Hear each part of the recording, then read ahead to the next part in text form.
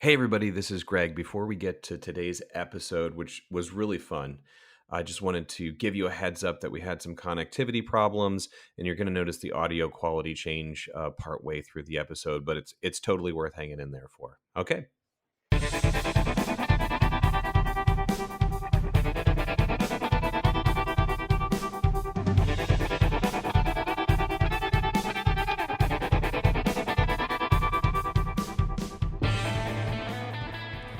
Welcome to the WAN Manager Podcast. I am your host, Greg Bryan, and this is the show where we talk to networking experts about the data services that make business possible.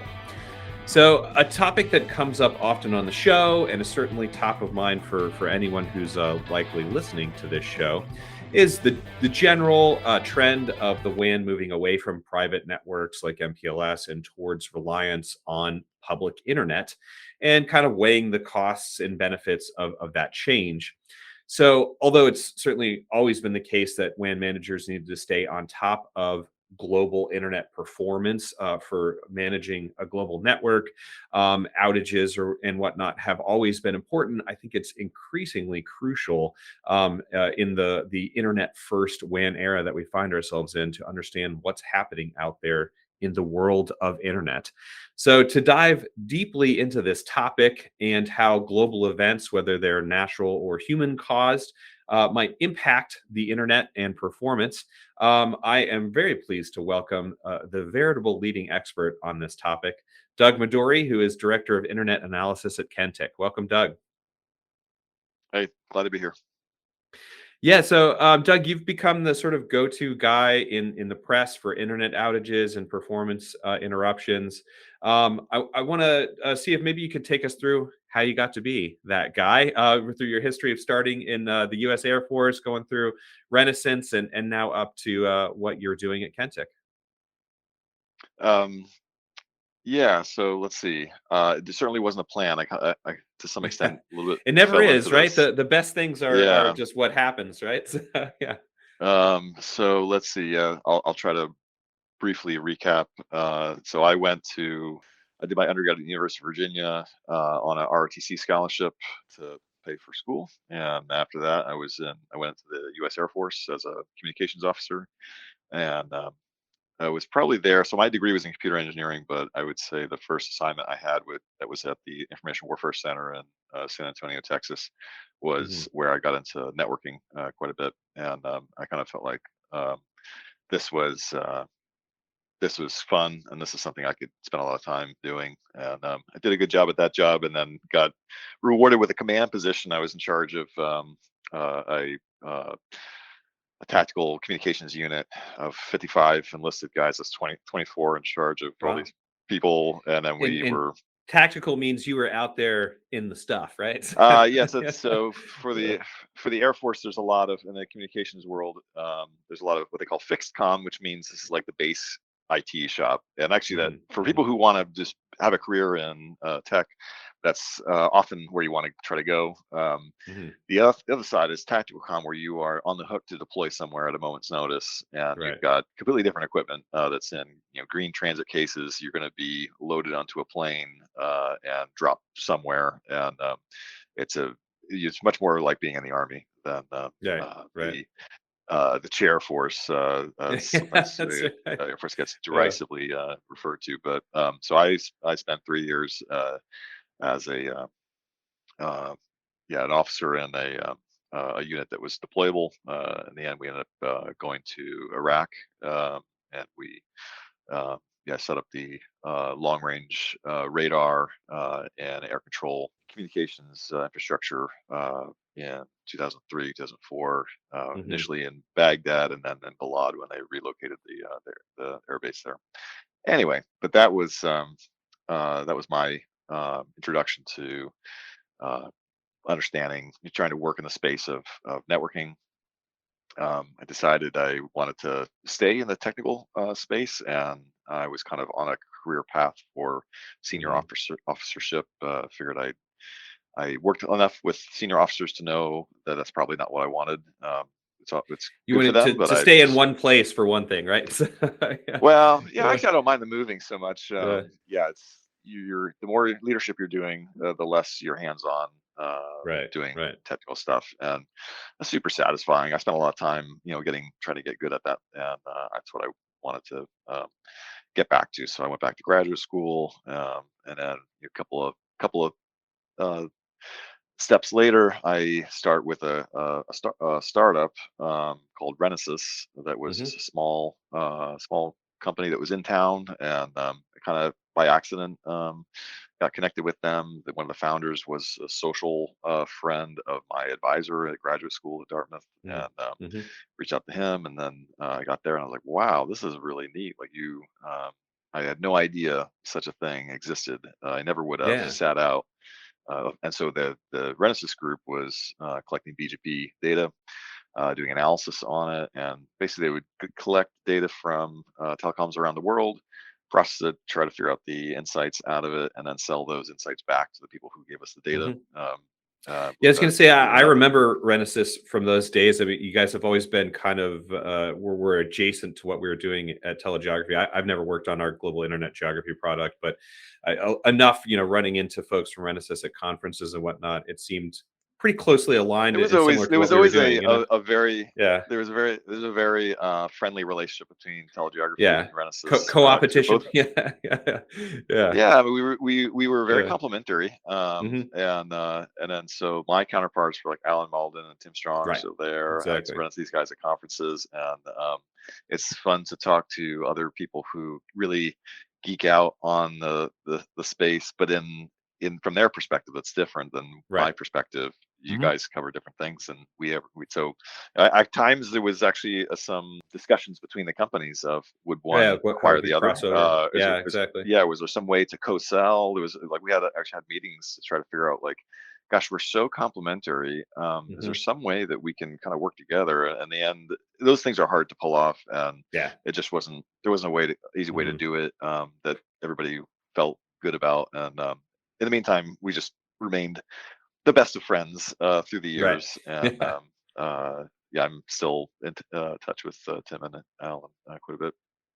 Anyway, yeah. So then, Renesis was one thing that we did that was something that I didn't start, but I kind of inherited. Was that as a PR strategy, instead of hiring a PR firm or anything, this is a little company, it's less than 30 people, would just try to see if we could use all the data that we've got to comment on world events. And one of Hmm. our founders, Jim Cowie, was kind of a student of the world in many ways, just an incredibly smart guy. And he had kind of figured out how to relate these things in an interesting way, relate our data and our products. We were in a great position to understand a lot of things that were going on around the world in a way that people hadn't really gotten into doing that, Yeah. using internet Could you measurement flesh to that out a inform little bit? Like, remote. how did what you were collecting? Because you're collecting these data at Renesis for the purpose of kind of selling them back to ISPs and whatnot.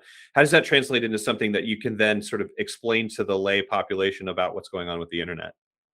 Yeah, the best example was our early high water mark was in the Arab Spring and the Egypt shutdown. So Mm-hmm. we were on top of that story, and actually, when they pulled the plug in January, let's see, 2011, we already, because we had to do this for our products, we could pull up any country, understand all the transit relationships, how they change second by second, Mm-hmm. and so Mm-hmm. then something historic like that takes place, and we've already got it all mapped out. And so like, all right, well Right. then let's start. So actually Jim, as this was happening, he was like put out a call in the company like, everybody, battle stations, like I need help. And Yeah. I was the main person who was doing analysis, so I was in the best position to try to help him. And so I spent like the first couple of years of my time there basically shadowing him and his the analysis that he did, and trying to make new um, functionality, try to expedite our ability to Mm-hmm.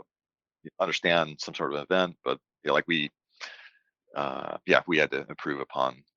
Everything was very manual for Egypt, and then after that, we started to automate some of these processes. But Mm-hmm. that was a case where we knew we did a lot of work for geolocation to know where IP addresses should be, what are the relationships, how do they change, and then we made a lot of graphics. Every other day we were in some top shelf media like New York Times on that incident, just helping them make Hmm. graphs. And anyway, so that was an early, like I said, a high water mark for world attention. And then as that kept going, by the end of that, maybe in June, when Syria had their first government directed outage related to the Arab Spring, and then we started to get media calls, and Jim was busy also running the company, and he'd be like, "Well, if you want Right. to take it, Right. just go ahead and like give you some tips on how to do this." And so then after a while, I kind of got my own voice there, Hmm.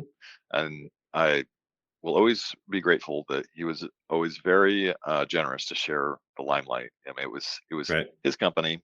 He had developed all these relationships. He had developed this tactic, and if he never shared it with me, I never would have held it against him, because this is Right. Right. I'm the Yeah. new Yeah. guy. I Right. don't have any, like, I'm just happy to be there. Hmm. And so then over time, I started to gain more of that kind of work, and then he eventually wanted to head out and start another company, which he did, Hmm. and then I just took it over 100%, and then without being burdened by running the company, going to board meetings and doing all the other stuff, I just needed to Right. focus on this. Right. And we then got acquired by Dyn. Dyn was loved to get this kind of attention, so we Hmm. got rebranded as Dyn Research, and just And so at just that point, so from a technological kind of standpoint, you're still using the same methodology as you had been, is more or yeah, less. everything kind of, we Yeah. were always trying to improve upon it, but Hmm. definitely BGP based. We ran a crap load of trace routes around the world. We had this global infrastructure system of hundreds of servers running, each one running, a million or two trace So routes per that's the day. automated part. You're no longer running trace routes yourself. You've written Yeah, some software to so do it. this Yeah. is just generating. We're generating hundreds and hundreds of millions of trace routes a day, and then we Hmm. had the guys built. We had a Hadoop cluster to process this. The guys had built me, the engineers had built me a nice like query system, so I could kind of specify like everything that you could imagine of, like, at this time from this location that went through this other city that did all the, like, grabbing all the traces from 2 years ago that fit all these requirements, and that way that then we could look at when there's some sort of a routing mishap. So that's kind of one of the key technical areas of my um, career in the last decade, is just documenting and understanding routing leaks, routing hijacks. We could Right. then go to the trace routes and look at, like, did any of those get sucked in, and what could that tell us? Like, did it look like the traffic continued on to the destination or not? Now I Right. can't think we've got tons of net flow data, and that's something I've never had before, but I'm getting ahead of myself. Yes, yes, indeed. Well, that I mean, that's pretty much where I was going next, which is so that history of Renesis through Dyn, and then at Kentik, we as you know, we had Avi Friedman from Kentik on the show before and talked about monitoring as it would affect kind of the enterprise network, right, from that perspective. But how did your tool then, or your sort of methodology that you brought in, end up working with the tools that Kentik has deployed out there, or is it still something kind of separate from that? I mean, it's an ongoing thing. It Right. never stops. I mean, it never Yes. stopped really at I mean, that's what makes it fun, right? So yeah. yeah. I guess what's neat about it is that I have quite a bit of history now with a lot of places in the world of just trying to see if we could tell the story in our data about, like when we had, as an example, so in January there was the undersea volcano that exploded off Mm, the coast of Tonga, taking out Tonga. Tonga, right. Well, I I have been following closely the submarine cable industry. So it's kind of how I overlap with TeleGeography. I was gonna say near and dear to our heart. Very, yeah, Yeah, absolutely. for So sure. yeah, yeah. And so then I know when I first started Renesis, I got asked like, "Hey, we get a lot of questions about submarine cables. Can you just try to see if we can figure out how do we see this? How can we see this in our data?" Hmm. And so that was something I was kind of always working on, and then started to uh, yeah, I'd follow like the press releases. I'd follow like the Hmm. comms update of telegeography and Yeah, just feel like, all yeah. right, every time they announce something, can I see it in the data? And often it would be It would often be months later that you'd actually see this. I was going to say, I would expect that. Yeah, exactly. Because I mean, even Yeah, once a cable is lit, then you start slowly selling service. People start slowly migrating their traffic over to that cable. And yeah, right. Nobody's a liar. It's just right, that just because the cable is RFS ready for service doesn't mean it's presently carrying traffic. Yeah, then right, there's like contract negotiations, all kinds of things that hmm have nothing to do with technical things. The right. cable could for sure be up and ready to go, but then we would see like when did they actually start carrying traffic? And we're like, oh, okay, well that's a good insight. Like these things are there's a bit of a decoupling, Hmm. but but anyway, so then maybe my first big submarine cable story was the submarine cable getting activated for Cuba, and so Oh, in the was that course of Alba? Yeah, yeah, the I Alba vaguely remember One that. Yeah, in January that's a while ago too. 2013. Yeah, yeah. Okay, Yeah. yeah. Hmm. So then so then I in the course of just trying to get smart on submarine cables, I came across that there was this mystery, around this cable had been built from Venezuela. And Hmm. so just a little bit of background there. So due to the embargo, there had been no cables laid to Cuba. There had been added an exclusion to the embargo that would allow, in theory, someone to land a cable. That's Nobody right. still would. Obama administration changed the rules pretty significantly They there. did I add remember a. working through that. Yeah. Yep, that's correct. So the Obama administration added something to allow that, although no one took them up on it, in part because the embargo is so punitive that you just want to steer Exactly.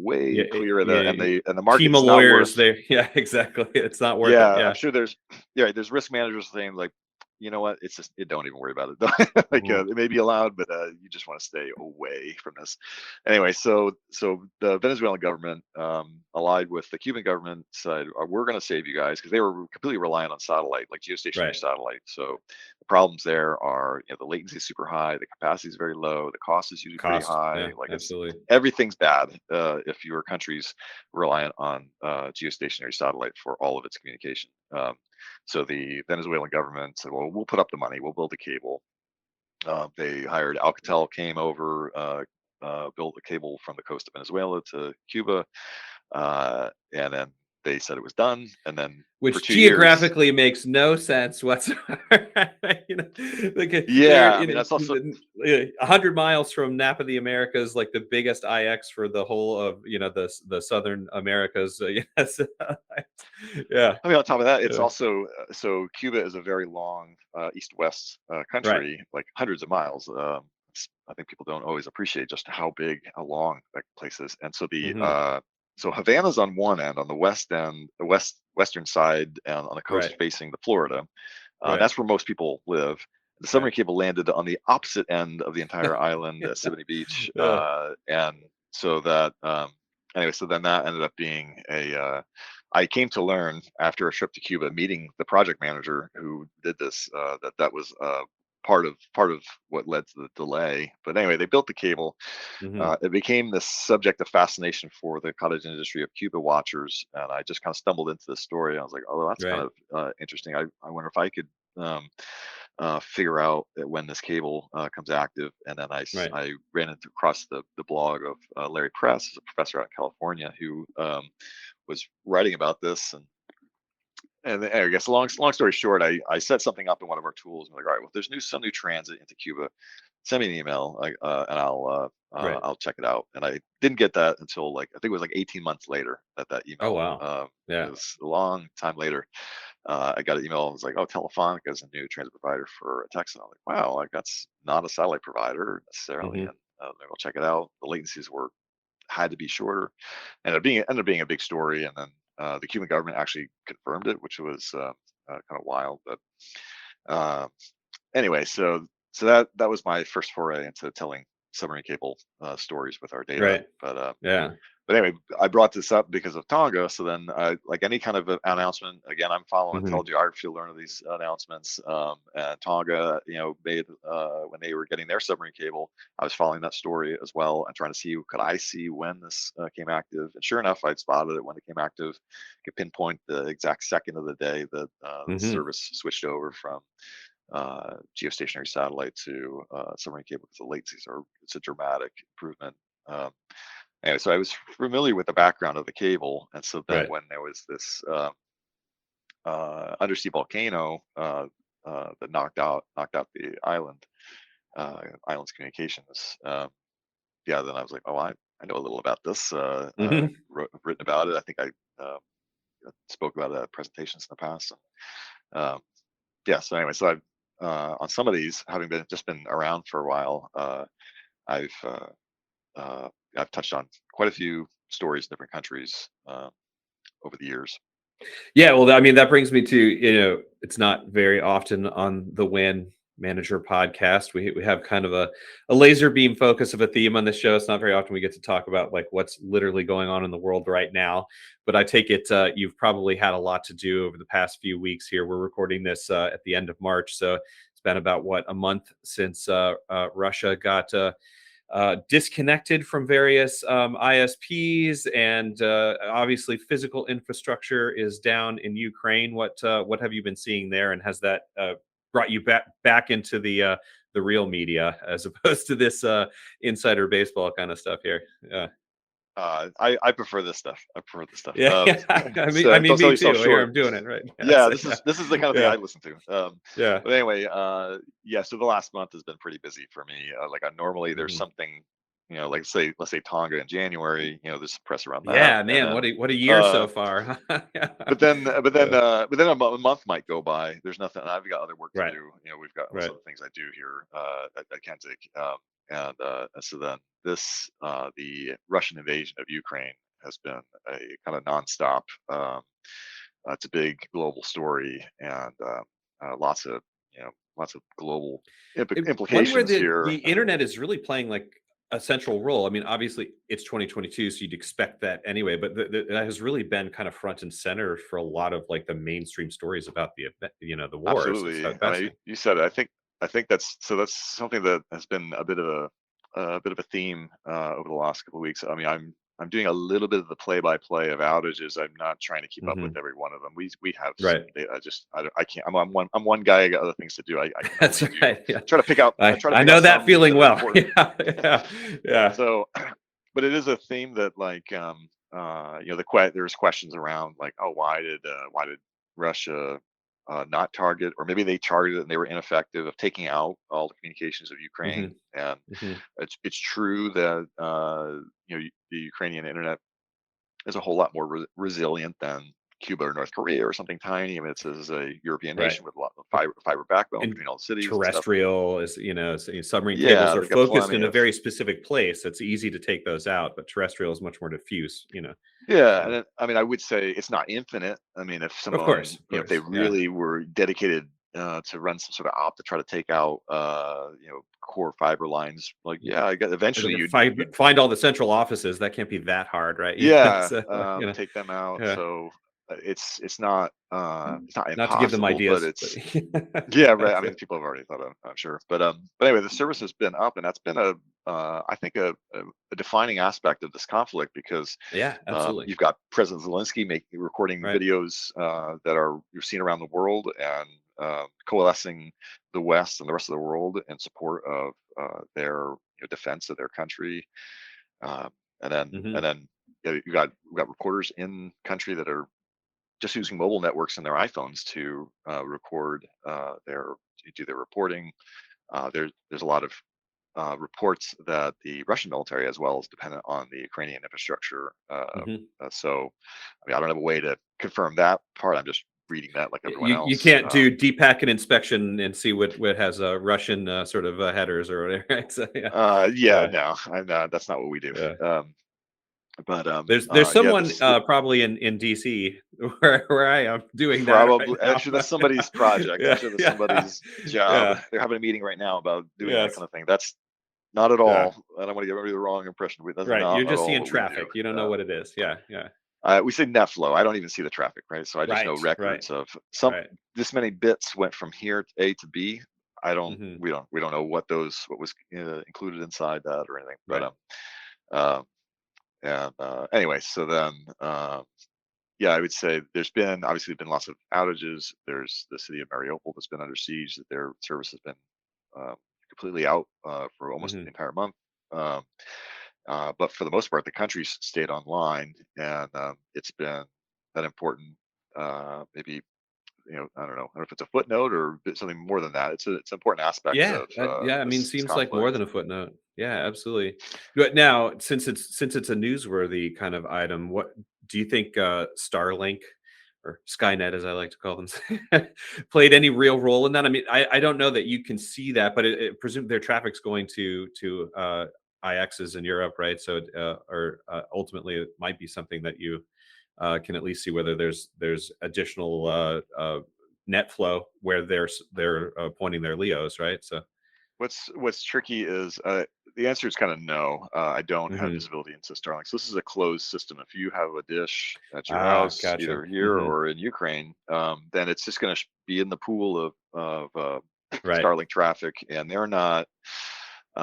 Maybe internally they'll decorate those flows with the geolocation of where people are, but that's not Hmm. public knowledge. So Right. I would say that we're tracking basically the main telecoms that were in existence Hmm. prior to the conflict, and see that they are online, still exchanging traffic. I mean, there was a large outage with Ukraine Telecom yesterday. It seems like they're back online. The Hmm. reports were that this was due to a cyber attack of some sort. Um, So not a all we physical can infrastructure attack like DDoS or something like, yeah. No, there's been a couple of well, so yeah, not physical. There's been fiber cuts, and we can see those both go down and then come back. Hmm. I checked. I didn't see any DDoS. Usually we can see DDoS attacks because it just Hmm. shows up in the net flow. There's a massive, Right. Right.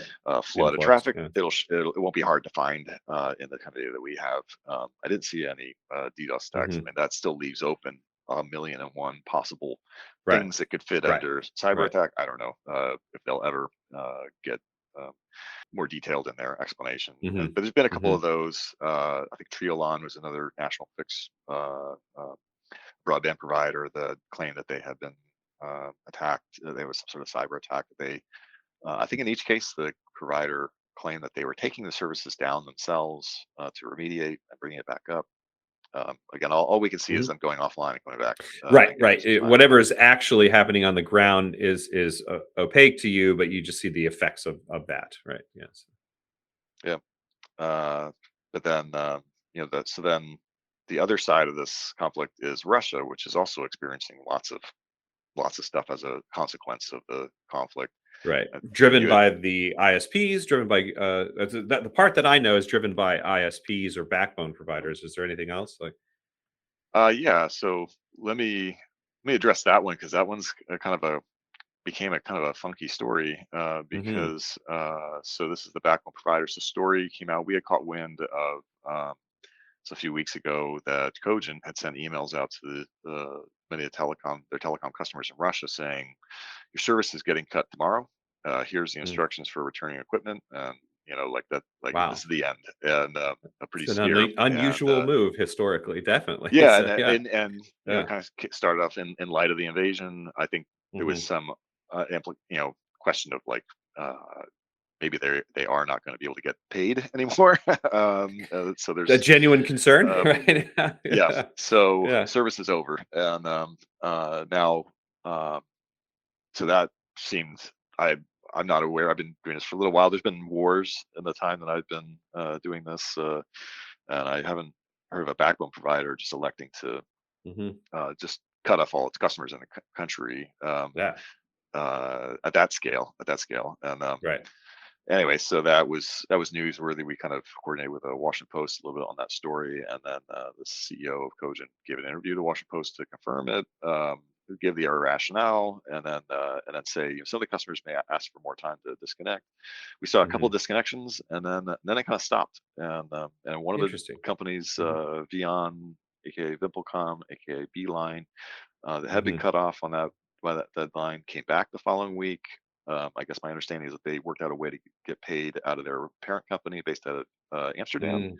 Anyway, Hmm. so then it just it ended up getting kind of muddied. And the following week, also Lumen made a, kind of kind of a complicated announcement relating to Russia as well, that Hmm. they have very little service in the country, but they're taking steps to immediately leave the region. Was the way they termed I it. was gonna say Lumen would be more directly like a backbone provider than an ISP, so they might be picking up like Eastern European ISP traffic and bring it into the rest of Europe, right? But not necessarily selling IP transit in Russia, right? So, I mean, they both, Cogent, Lumen, they would both be doing the same thing of hmm they're selling hmm transit. right. Now, it seemed like they kind of went from the reporters that were trying to cover this and ask me questions and relay their frustrations at getting a clear answer out of Lumen for a couple of days. I kind of eventually, I heard that they weren't really clarifying it. Then they kind of eventually said, like, well, we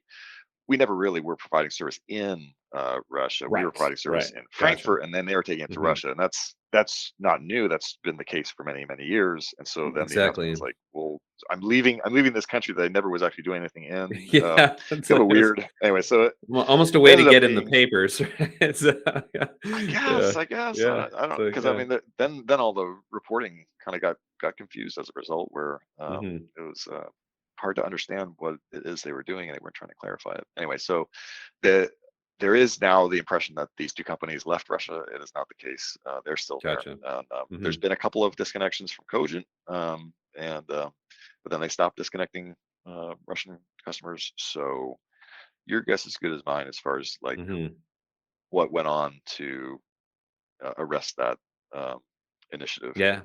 Well, and sort of what you were mentioning before with Cuba, this is possibly going to come into play, which OFAC, the government agency that does embargoes or whatever, if our embargo of Russia changes shape a little bit or whatever, it could be that, you have trouble signing contracts between US companies and their local ISPs to carry, for example, there's no backbone providers picking up traffic out of North Korea, which is an actual embargoed country. Now, as I understand it, and you know, it's not my job to understand this. So, this may be, high level, but like presently, Russia isn't an actual embargoed country like North Korea or a Cuba would be, where we're all, it's more like entities or companies that are specifically forbidden. But should it progress to that kind of level, it might actually have a material impact on a lot of telecom providers that didn't sort of get involved in this yet at all. So, Yes, that's the like case. Cogent and Lumen are U.S. companies for anybody listening who doesn't, aren't familiar with them. So, yeah,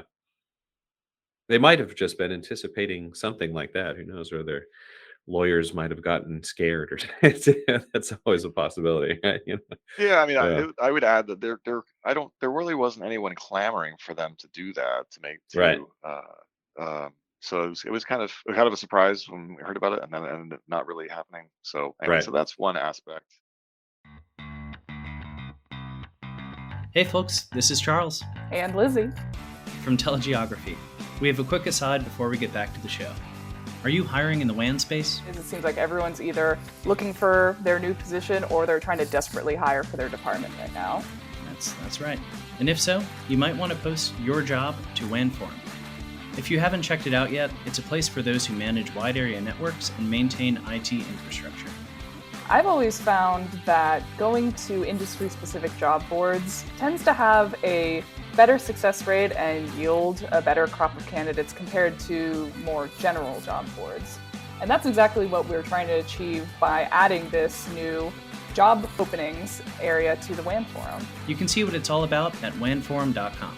If you'd like a position to be posted to this community, shoot us a message at info@wanforum.com. And now back to the show. The things that so Russia's been blocking locally a lot of Western Right. media and Right.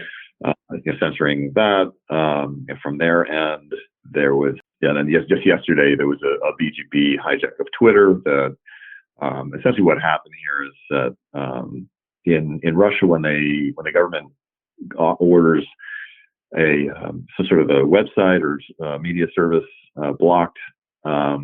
They don't have a central technical way to implement that block. Mhm.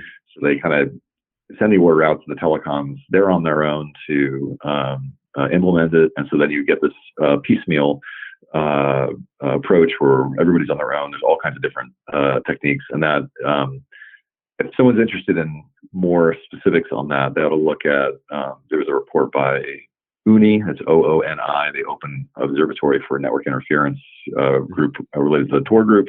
And they this is what it exists for, is documenting the technical mechanisms for censorship and blocking. They had a good report out of talking about all the stuff that's going on in Russia and the varied ways that different networks were doing different blocks. But so yesterday, one of the telecoms, they may have been doing this for a while, where they were taking the address space of Twitter and announcing it locally for the purpose of black holing it, and but then they leaked this out onto the internet. There were a handful of telecoms that picked this up, and for about 45 minutes, they were sending their Twitter traffic to Russia, where I think it was just getting black holed. But anyway, it's interesting that same route was that almost the identical thing happened about 1 calendar year ago out of Myanmar. And so a similar thing happened in It was Myanmar a coup at that time, right? Yeah. Right. So the military coup began at the beginning of February, and the interference on the internet was lasted months and had different phases. In fact, it's kind of they had everything. They had an Egypt style pull the plug on everything internet outage. Right. They had just turn off the mobile internet data. They had a Twitter hijack, a BGP hijack, where someone leaked out a route. I guess the difference between what happened a year ago and just yesterday was that in the intervening time, Twitter began signing our routes in RPKI. So this is one of the primary mechanisms to try to staunch the effect of either routing leaks or other BGP mishaps. There's a global system where you essentially attest who is the rightful origin of this address space belonging to you. You're saying it's you. Now everybody knows what's truth out there, and everything that's not truth gets dropped. And so as a result, since they implemented RPI, then everybody who was participating in that system would drop the Russian version of the route, and so it really didn't go very far. And I put something out about it yesterday. The CISO of Twitter kind of quote tweeted me and just a little bit patting themselves on the back, but as I said, they saw a problem a year ago and solved it this time around, right? Right, they made it better. And there's no completely removing this. It's never going to go to zero. So you're just trying to limit and mitigate the effects of this kind of stuff when it happens. But never a dull day. So that's another Russia development. But every day there's new things. Yeah. So to kind of wrap that part up, Doug, I'm wondering, more or less what we're doing here on the WAN Manager podcast, talking to IT infrastructure managers. As I said, kind of in the start of the show, you have this situation where they're relying a lot more on the internet now than they used to, and they used to be in more private networks, private line MPLS, and that kind of thing. Do you think that they should be paying attention to the kind of work that you're doing more closely, to exactly like you say, that the CISO at Twitter was kind of aware of these kinds of strategy changes they need to make? Do you think that's going to sort of bleed into the more general enterprise world, and there's a reason for them to kind of stay on top of these issues with renewed vigor, if you will?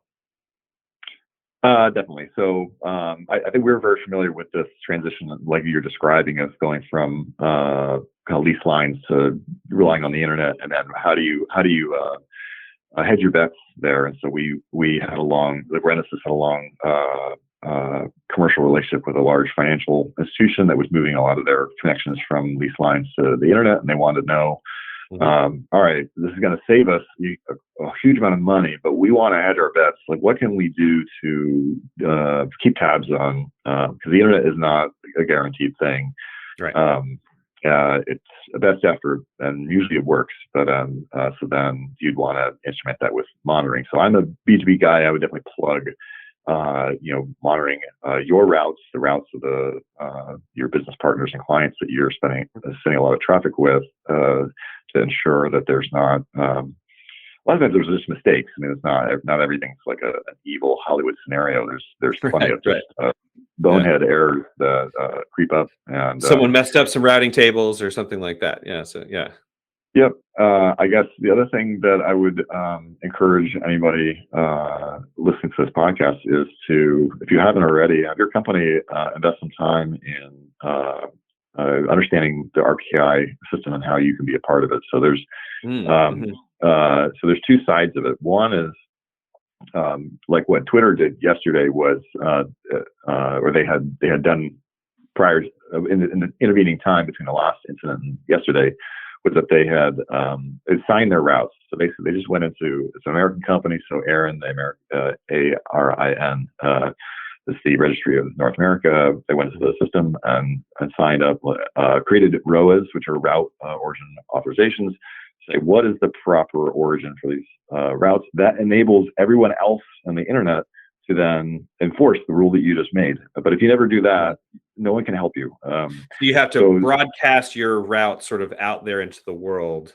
So that others will be aware. You're telling the system what is the correct state of things, and it's a fairly simple thing. The harder step is the other side of it. Of when you receive routes, you want to drop those that are invalid. That involves your routers have to take action. They have to have a timely feed of this information. That one's a little bit more involved from an engineering standpoint. It's worth doing, but the first one of just telling your registrar who is the rightful origin, that ought to be a pretty easy thing to do, and that enables the whole global system to try to look out for you. And so that I would recommend. It's worth your time to set that up. Yeah. And now, so then this whole system has been growing. It's been many years in the works, and it's like any kind of distributed security mechanism. It relies on widespread adoption and a lot of cajoling and people trying to sell this thing as useful. And it's only in the last couple of years that the major tier one telecoms have started dropping invalids and enforcing these rules. The major content providers, Amazon, Google, Cloudflare, are all signing their routes and dropping invalids. So we've arrived today. This is the point of a nano talk I gave, I guess last month in Austin, was when you look bit for bit of internet traffic, we've arrived at a point where the majority of traffic is going to destinations that are protected by routes with ROAs on the RPKI system. So you've hit the network effect by now, basically. I think so. And I think that's not, well, actually, if you just count routes, you just count BGP routes, it's not, we're still in the minority. But those routes are pretty important ones. Google pushes a lot of traffic. They're not the most routes in the US, but they're one of the biggest source and destinations of traffic. So counting flow versus number of routes, you've hit a sort of majority, even if those other routes. That's the case I'm making. Yeah. Gotcha. And since we've arrived there, that means that a lot of people have done a lot of work up until this point, and now when you in your company and your network sign your routes, drop invalids, you get the benefit from all these other people who have done this work up to now, and it's probably the majority of your traffic is going to routes that are participating in the system. And then you can protect yourself by being a part of it as well. Right. Well, especially if you're saying that the major content and presumably I would guess by that, CSPs, hyperscalers are participating, right? That's the majority of enterprise internet traffic is getting to a first mile, cloud provider of some sort. So if you have buy-in from the likes of Google's, for example, that's a huge portion of internet traffic for enterprises, And on the flip side, the major eyeball networks of the U.S., so Comcast and Spectrum, these guys as well, again, account for a huge amount of the traffic in the United States. This is a bit of the U.S.-centric conversation, but something similar is happening in Europe. So with Comcast and Spectrum, they also are signing all their routes, dropping invalids. And so that between the major eyeball networks and the major content providers, if they're all participating in the system, that ends up securing quite a bit of traffic, and it also means that when you as the next company to set this stuff up, then you get the benefit. You get to realize the benefit of that. Excellent. Yeah, that's a great point and a great way, I think, to sort of tie all of this together. back to our sort of core purpose on this podcast. So thank you, Doug. This has been really illuminating for me, even as someone who's stayed on top of a few of these issues for many years. Like I don't get this level of access very often, so I much appreciate that. I reckon that a lot of I reckon a lot of folks listening probably want to like follow you. How can they do that? I know you have a Twitter. How can we find you there? Where else should folks look? I post a lot of stuff on Twitter. I find that to be a useful way to engage with the internet community. I guess you can find me on LinkedIn as well. A lot of times I'm putting the same things that I'm putting on Twitter and LinkedIn. Otherwise, I'm involved in the NANOG community as well. I'm usually at one of those conferences. So if you are too, feel free to stop me in the hall. But otherwise, probably Twitter's the best way to follow the stuff I'm putting out. Yeah, excellent. I always joke that as our marketing manager really wants me to start a Twitter handle, and one day kicking and screaming I might. Okay. I'm sure in the telecom world it's different, but sort of or just like normal people stuff, I've always found it to be not where I want to be. But I you can keep it strictly professional. I'm not really a social media person. I don't think of myself. I've never had a Facebook account. I'm one of those people that it just doesn't fit with it doesn't fit with my personality. I like to talk directly with my friends, and I don't want pictures of my kids out on the internet. So that's. But this has been an effective and positive thing. There's a bunch of people in the space that like right now. I posted yesterday a little puzzle. There's a hijack out of either Russia or Turkmenistan. It's a little unclear. So I kind of called in other experts that I know. We're kind of collectively working our way through this to try to understand what could possibly be the point of this, because it's a bizarre BGP phenomenon.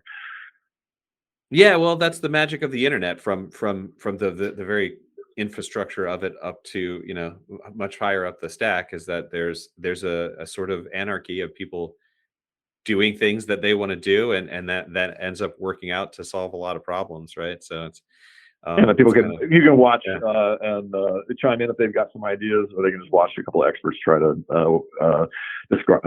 work through how would we figure out what's happening here.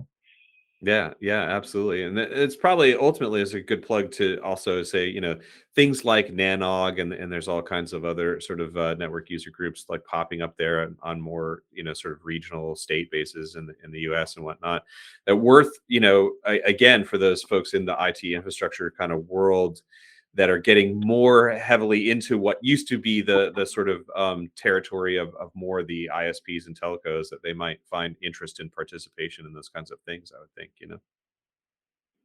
Yeah, but I guess the last thing I'd be remiss to not mention that aside from like Kentik's known as a NetFlow company, but you mentioned about trying to keep tabs on things like that is the current push around a lot of the Kentik feature functionality these days is around monitoring BGP stuff. So I'm new to Kentik, BGP is new to Kentik, and we are there's like new stuff coming out like every month or so on building out our monitoring and capabilities. I'm involved in that, and as well as just performance monitoring. Again, put something on the internet, you like to know when it goes sideways and why. That's something, another focus of ours. That's some of the new stuff that we are working on that's related to this conversation. Right. Absolutely. Yeah.